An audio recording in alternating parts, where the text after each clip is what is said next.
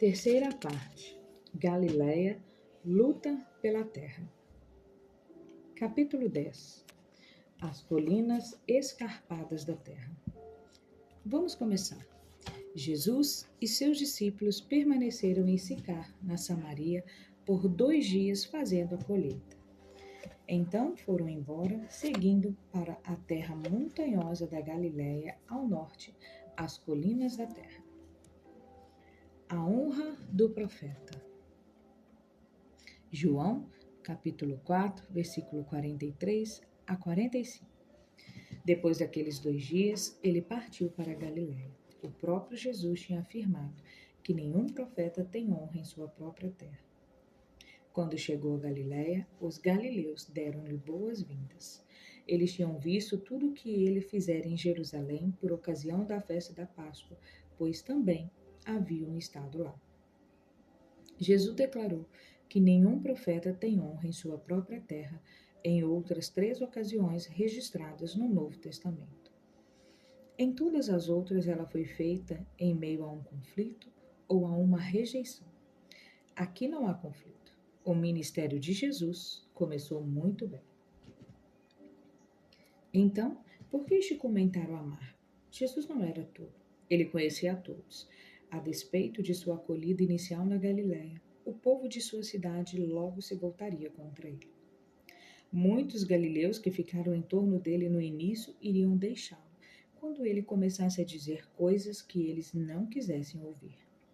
Jesus sabia que a fé de muitos não estava bem firmada porque dependia de uma constante dieta de milagres. Sabendo de tudo isso, ele começou a fase galileia de seu ministério com poder e coragem. O que os outros dizem? Joséfo. Eles, os galileus, gostavam muito de inovações e por natureza eram propensos a mudanças e se alegravam com motins. Estavam prontos para seguir um líder que começasse uma insurreição. Eram irritadíssimos e dados a contendas. Estavam mais preocupados com a honra do que com o ganho. Desejo de ir à sinagoga. Lucas capítulo 4, versículos 14 a 15. Jesus voltou para a Galiléia no poder do Espírito, e por toda aquela região se espalhou a sua fama. Ensinava nas sinagogas e todos os elogiavam. A sinagoga era o centro da vida galileia desde os dias do exílio babilônico, em que os judeus não tinham um templo onde se reunir. Segundo a tradição familiar, Jesus ia à sinagoga todo sábado, Lucas capítulo 4, verso 16. Ele sabia como usá-la para apresentar sua mensagem. Serviço a longa distância, João capítulo 4, versos 46 e 47. Mais uma vez ele visitou Caná da Galileia, onde tinha transformado água em vinho. E havia ali um oficial do rei, cujo filho estava doente em Cafarnaum. Quando ele ouviu falar que Jesus tinha chegado a Galileia, vindo da Judéia, procurou-o e suplicou-lhe que fosse curar seu filho, que estava à beira da morte. Notícias sobre o jovem que realizava milagres chegaram a todos os níveis da sociedade galileia. A pouco mais de 30 quilômetros na cidade, à margem do lago Cafarnaum, um dos principais oficiais do rei, Herodes, estava desesperado. Seu filho estava à beira da morte. Sabendo que Jesus estava em Caná, ele montou em seu cavalo e fez a viagem de um dia para ir ao encontro da única pessoa que ele acreditava que poderia ajudar. Jesus disse-lhe: se não virdes sinais e prodígios, de modo algum crereis. João capítulo 4, verso 48. Essas palavras não foram apenas para o pai que estava fora de si, mas para os galileus boquiabertos que queriam ver coisas espetaculares, dispostos apenas a aceitar Jesus totalmente quando ele desse prova após prova de seu poder. Na língua original, a expressão de modo algum na afirmação de Jesus é uma negativa dupla enfática, indicando a intensidade de seus sentimentos. Ele recebeu com alegria as pessoas que creram por causa dos milagres, mas desejava as que crescem por causa de seu caráter e de seus ensinos. O que os outros dizem? William Barclay.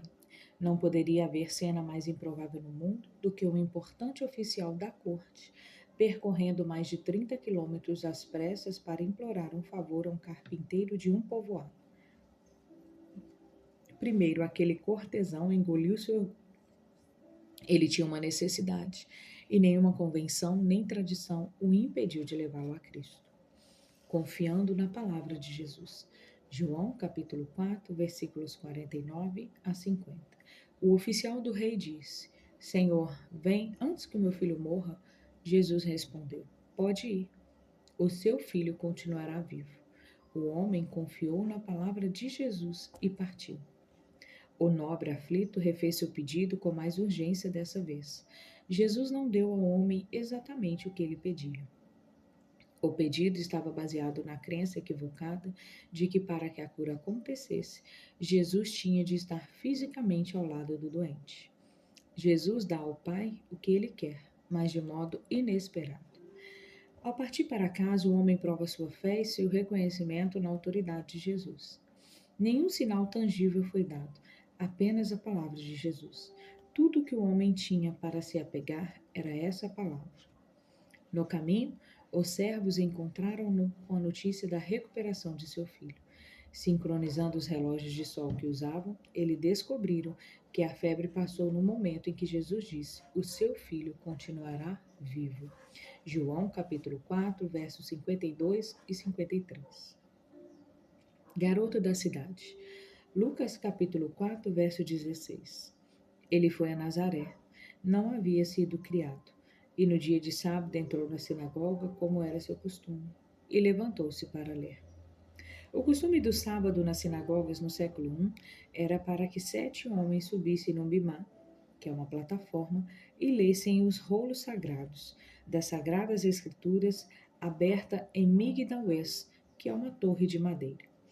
Eles se levantaram para ler e se sentavam para explicar. Como um jovem que cresceu na sinagoga, Jesus era como um desses leitores que explicavam o que foi lido. Em sua cidade, novamente, pediram-lhe para cumprir seus velhos deveres. As histórias sobre suas pregações e prodígios chegaram antes dele. O povo da cidade estava ansioso para ver se as histórias eram verdadeiras, se o garoto da cidade tinha vencido na vida. O Shazam, que é o atendente responsável pelos rolos sagrados, entregou-lhe o rolo de Isaías. Ele abriu no capítulo 61. De acordo com a tradição, leu em hebraico enquanto o intérprete o traduziu para o aramaico. Foi isso que Jesus leu? Lucas, capítulo 4, versículo 18 ao 19. O Espírito do Senhor está sobre mim, porque ele me ungiu para pregar boas novas aos pobres. Ele me enviou para proclamar liberdade aos presos e recuperação da vista aos cegos, para libertar os oprimidos e proclamar o ano da graça do Senhor. Sou eu. Jesus sentou-se. O que ele disse em seguida dividiu a congregação. Hoje se cumpriu a escritura que vocês acabaram de ouvir. Lucas capítulo 4, verso 21. Em termos simples, ele alegou ser ungido. Explicou que era ele que havia sido comissionado pelo Senhor e que dele recebera autoridade para dar esperança e dignidade aos pobres, oprimidos e desfavorecidos, libertar os presos da escravidão física, psicológica e espiritual, dar visão aos cegos por causa da deficiência física, da escuridão espiritual ou falta de discernimento da perspectiva de Deus, libertar os oprimidos, os que se curvavam sob o peso de forças espirituais, políticas, sociais, psicológicas ou econômicas, e anunciar que havia chegado o dia tão esperado da graça de Deus, que todas as dívidas estavam canceladas e todos os escravos libertos, como no ano do jubileu. Um profeta de Deus? A princípio, eles ficaram surpresos com a graça que fluía com tamanha autoridade dos lábios do jovem de sua cidade. Lucas capítulo 4, verso 22. Então, como se quisesse negar a esperança que as palavras de Jesus inspiravam, eles começaram a expressar dúvidas. Não é este o filho de José, o carpinteiro? O nome de sua mãe não é Maria? Não são seus irmãos Tiago, José, Simão e Judas? Não estão conosco todas as suas irmãs vivendo em Nazaré? De onde, pois, este homem obteve todas essas coisas que diz e fala? A admiração inicial transformou-se em ataque. Nenhum profeta é aceito em sua terra, disse Jesus. Lucas capítulo 4, versículo 24. Então, ele fez com que se lembrassem da vida de dois respeitados profetas da Bíblia. Elias encontrou refúgio na casa de uma viúva pagã e milagrosamente supriu as necessidades dela, enquanto Israel sofria com a fome por causa da infidelidade a Deus. 2. Eliseu curou o comandante do exército pagão que estava leproso, Naamã, enquanto os leprosos de Israel permaneceram sem cura por causa da idolatria da nação. Jesus fez com que suas declarações fossem aceitas ou rejeitadas ao sugerir por meio dessas histórias que Deus amava pagãos como também judeus e ignoraria o povo escolhido se esse povo se recusasse a honrá-lo e socorrer os gentios necessitados. Não era isso que o povo de sua cidade queria ouvir. De repente, houve tumulto na sinagoga. Eles expulsaram Jesus da plataforma. Com a mesma autoridade com que lhes havia oferecido graça, Jesus se voltou naquele momento para a multidão indignada.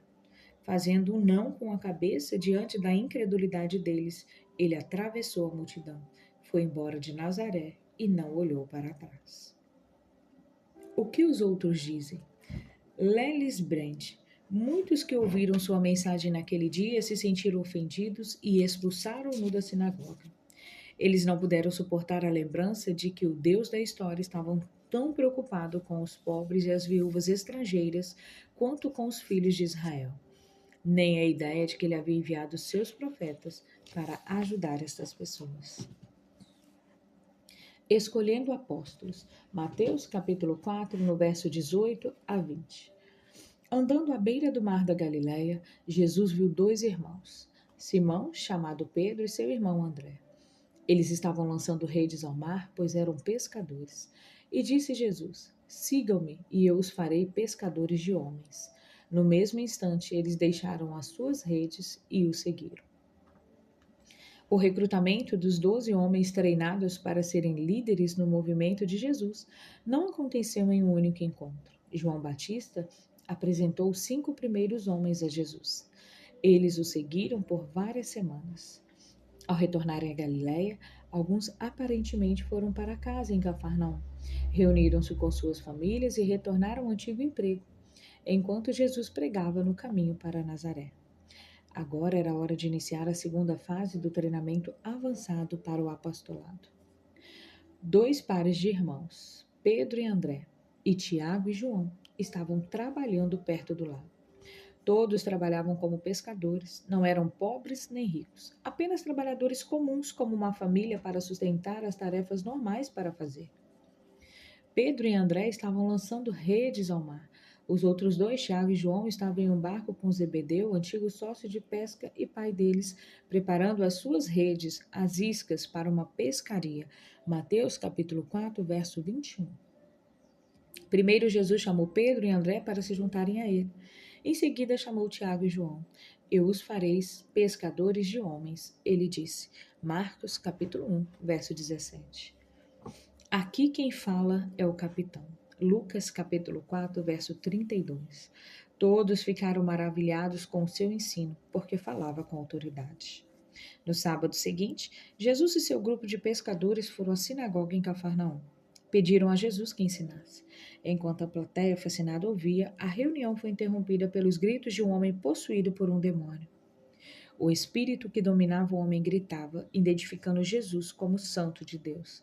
Lucas capítulo 4, verso 34. O que outros dizem? Albert Barnes, Jesus era franco, simples, sóbrio e útil, e entregava a verdade enquanto ela se tornava os oráculos de Deus. Ele não desperdiçava o seu tempo com discussões sem valor, nem debatia questões sem importância, mas firmava sua doutrina por meio de milagres e argumentos. Ele mostrou que tinha autoridade para explicar, aplicar e mudar as leis cerimoniais. Neil T. Anderson, quando Satanás lança um dardo contra você, talvez você esteja inclinado a definhar nas sombras de uma aflição. Você pode clamar para que Deus o liberte, assim como Jesus, milagrosa e instantaneamente libertou os endemoniados nos evangelhos. Contudo, quando você lê as epístolas do começo ao fim, é óbvio que a sua libertação já se deu na hora de Cristo na cruz em sua ressurreição. Mas cabe a você exercer sua autoridade e resistir ao diabo, negar-se a participar dos esquemas do inimigo, confessar seus pecados e perdoar seus ofensores. Autoridade e poder. Lucas capítulo 4, versículos 35 e 36. Jesus o repreendeu e disse: Cale-se e saia dele. Então o demônio jogou o homem no chão diante de todos e saiu dele sem o ferir. Todos ficaram admirados e diziam uns aos outros: Que palavra é esta? Até aos espíritos imundos ele dá ordens com autoridade e poder, e eles saem. As pessoas que testemunharam a libertação do endemoniado usaram duas palavras para descrever a ordem de Jesus aos espíritos malignos: autoridade. A palavra grega significa liberdade de escolha e ação. Jesus agiu de modo espontâneo por vontade própria, sem levar em conta protocolos aceitos.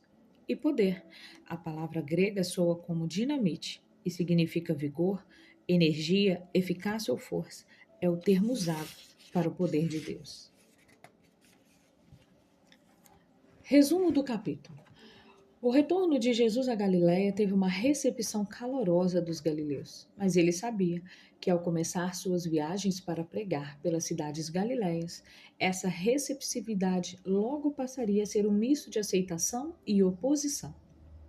Na chegada a Caná, na Galiléia, um nobre oficial veio de Cafarnaum com um pedido urgente para que Jesus fosse até lá e salvasse seu filho, que estava à beira da morte.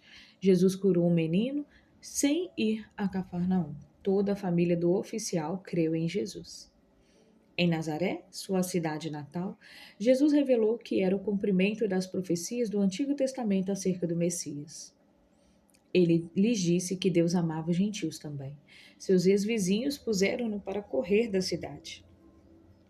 Jesus estabeleceu-se em Cafarnaum.